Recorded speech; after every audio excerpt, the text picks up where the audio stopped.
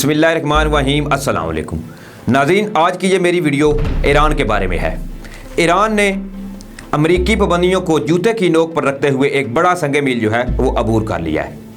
जैसे कि आपको पता है कि ईरान जो है उस पर अमेरिका ने पाबंदियाँ आयद की हुई हैं कि वो कोई भी जोहरी तवानाई या एटम बम का जब वो तजर्बा नहीं कर सकता।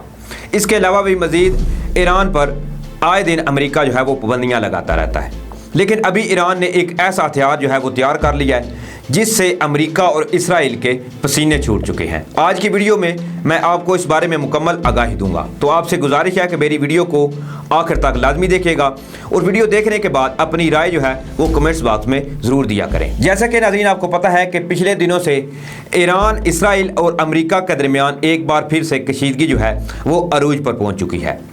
पहले ये कुछ दावे सुनने में आए कि इसराइल ने ईरान के जोहरी प्लांट को निशाना बनाया है साइबर अटैक का, तो इसके जवाब में इसराइल पर ईरान ने जवाबी कार्रवाई की और इनके एक वाटर प्लांट जो है इसको निशाना बनाया साइबर अटैक का। और ये बात उनको बावर करवाई कि ईरान बिल्कुल अपनी हिफाजत में किसी भी पॉइंट तक जा सकता है।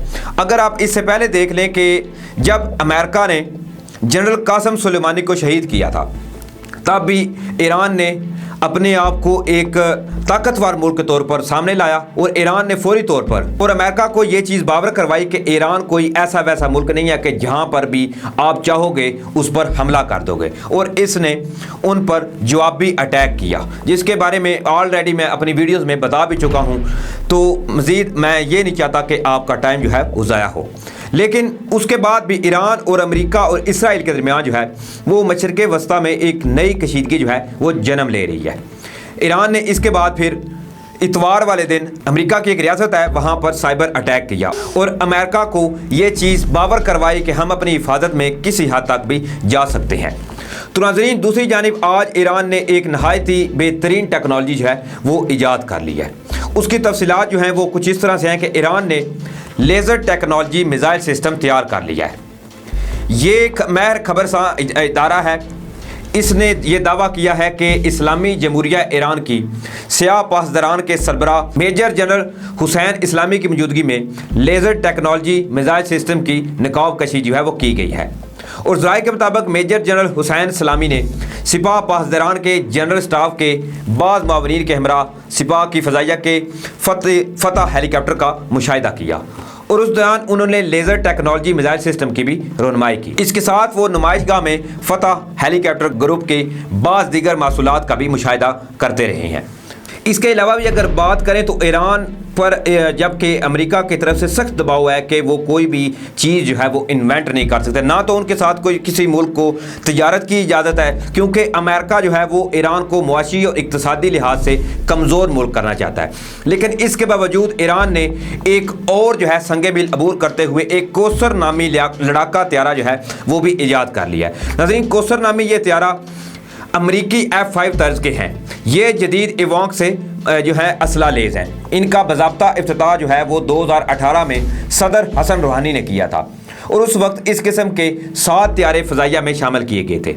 बैनुल-अक़वामी इक़्तिसादी पाबंदियों के बावजूद ईरान का ये कहना है कि इसने अपनी फ़ज़ाइया में मकामी सतह पर तैयार करदा 3 मज़ीद नए लड़ाका त्यारे शामिल कर लिए हैं। इसके अलावा अमेरिका जो है वो आए दिन इनकी ईरान की बरामदात और तजारती लेन देन के खिलाफ पाबंदियों को मज़ीद तोसीह देने के हक़ में नज़र आता है, ताकि वो बरामदात जो है ईरान ना कर सके। लेकिन अमेरिका और दीगर दुश्मन अनासर ये जान लें कि ईरान का ये कहना है कि अमेरिका और दीगर दुश्मन अनासर ये जान लें कि हम तरक्की और पेशरफ्त के उसी रास्ते पर मज़ीद ताकत से गामज़न हो जाएंगे। ईरान की क़यादत बज़ाहिर अमेरिकी पाबंदियों के आगे घुटने टेकने पर तैयार नहीं है और पुरज़म है कि वो इनका मुकाबला कर लेंगे।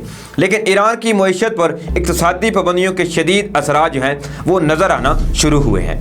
वज़ीर दिफा और logistic brigadier general Amir Hatami ने एक मौका पर तकरीब से खिताब में कहा कि ईरानी फ़िज़ाइया में इन नए लड़ाका तैयारों की शमूलियत से ज़ाहिर होता है कि अमरीकी पाबंदियाँ इनकी सलाहियतों को महदूद नहीं कर सकती हैं। जिस तरह मैं ऑलरेडी आपको बता चुका हूँ कि ईरान बिल्कुल इस चीज़ को समझता ही कुछ नहीं है कि अमेरिका ने उन पर पाबंदियाँ लगाई हुई हैं। नाज़रीन, आप देख लें कि अगर अमेरिका और ईरान का आपस में कंपैरिजन करें तो उस लिहाज से अमेरिका जो कि दुनिया का सुपर पावर मुल्क है, उसके सामने ईरान हालांकि कोई चीज़ जो है वो मैंने नहीं रखता। ऐसे है जैसे आटे में थोड़ा सा नमक हो, या आप कह लें समंदर में थोड़ा सा जो एक कतरा है ना, उस कतरे के बराबर है। लेकिन फिर भी ईरान जो है, इनकी सलाम है हिम्मत और जुर्रत को कि वो बिल्कुल अपने मुल्क की हिफाजत के लिए, अपनी अना के लिए किसी हद तक भी जाते हैं, और अगर उनको कोई एक्शन लेना पड़ता है तो फौरी उस पर वो एक्शन लेते हैं, चाहे वो अमेरिका हो चाहे वो इसराइल। इसके अलावा नाज़रीन अगर बात करें तो ईरानी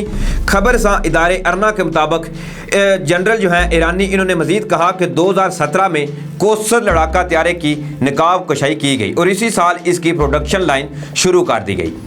इन्होंने मजीद कहा था कि कोरोना वायरस के फैलाव के बायस इन मुश्किल हालात में ऐसे 3 कोसर नामी तैयारों का ऑपरेशनल होना इस तंजीम के माहिरीन की काविशों को जाहिर करता है। इसलिए नाजरीन, अब जो मामलात हैं, मामलात ईरान के, इसराइल और अमेरिका के आपस में मज़ीद दिन ब दिन बिगड़ते जा रहे हैं, क्योंकि अमेरिका और इसराइल जो हैं वो बिल्कुल ये नहीं चाहते कि ईरान जो है वो मुआशी इक़्तिसादी लिहाज से उभर कर एक अच्छे मुल्क की तरह सामने आए। इसी हवाले से मैं आपको एक ऑलरेडी पूरी तफसील से वीडियो बना के दे चुका हूँ, जिसमें मैंने आपके सामने एक इसराइल की अमेरिका को प्रोटेक्ट करने के लिए एक नई चाल जो इसराइल चल रहा है वो भी आपके सामने रखी थी। अगर हो सकता है आप में से कुछ भाइयों ने वो वीडियो ना देखी हो, मैं थोड़ा सा उसका हवाला जो है वो आपके सामने रख देता हूं। इसराइल ईरान पर जो है वो साइबर हमले कर रहा है। साइबर हमले वो इसलिए कर रहा है क्योंकि इसराइल ये चाहता है कि ट्रंप जो है उसका इक़्तिदार में बरकरार रहना इनके हक के लिए अच्छा है, क्योंकि अगर ट्रंप जो है वो अपने इक़्तिदार से बेदखल हो जाता है आइंदा होने वाले इलेक्शन में, जैसा कि आप सबको पता होगा कि अमेरिका में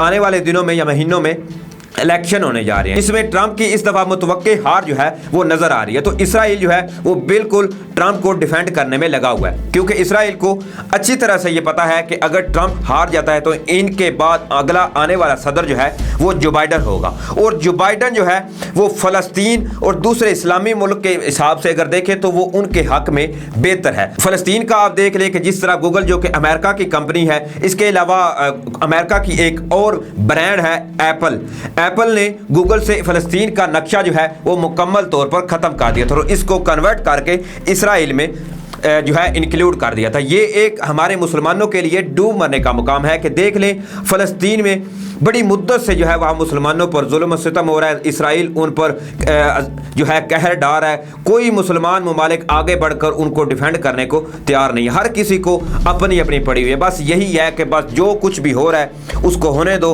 अपना जो पहलू है, अपना यानी पल्लू है, उसको बस बचा कर रखो, कहीं आपके दामन तक कोई आग ना आ पहुँचे। तो ये हम मुसलमानों के लिए बड़ा ही लम्हा फिक्रिया है।